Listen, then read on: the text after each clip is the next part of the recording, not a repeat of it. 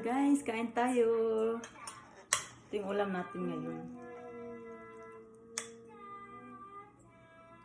Kainin ko na yung bibiliit kasi nagutom na yan siya.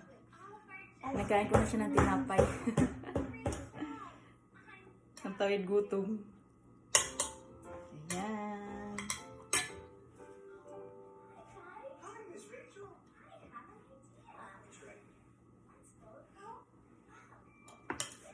Ayan, tikman natin ating luto.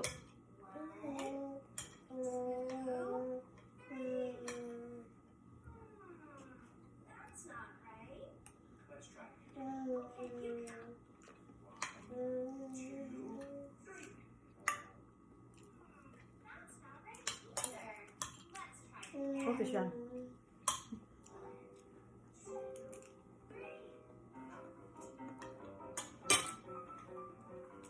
Thanks for watching.